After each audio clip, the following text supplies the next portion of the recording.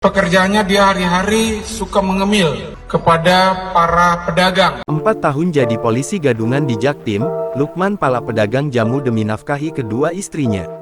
Polres Metro Jakarta Timur meringkus seorang pria bernama Lukman yang menjadi polisi gadungan berpangkat Aibtu untuk melakukan pungutan liar pungli terhadap sejumlah pedagang di wilayah Jakarta Timur dan Jakarta Selatan.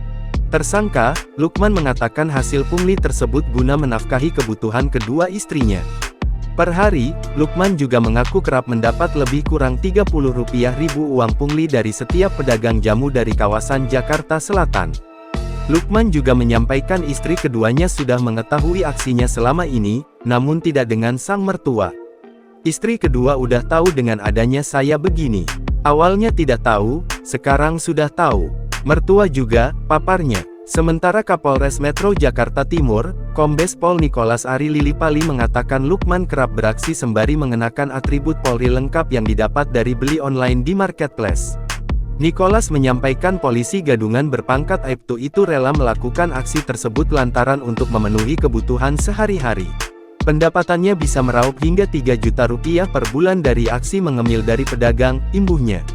Nicholas menuturkan Lukman sudah 4 tahun menjadi anggota di Tres Narkoba Polda Metro Jaya gadungan untuk melakukan pemerasan. Selain kepentingan mendapatkan uang, Nicholas mengucapkan Lukman memang terobsesi untuk menjadi anggota kepolisian. Hanya saja ketika saat usia muda sempat gagal ketika ikut tes masuk Polri. Nicholas menyebutkan Lukman diringkus di kawasan Jakarta Timur karena kedapatan menggunakan narkoba jenis sabu. Selain meringkus Lukman, polisi juga menyita seragam lengkap Polri beserta pistol berjenis airsoft gun yang dibeli pelaku di daerah Jaksel.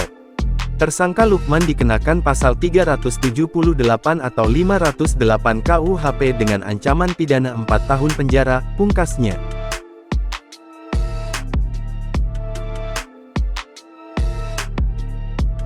Download Tribun X sekarang, menghadirkan lokal menjadi Indonesia.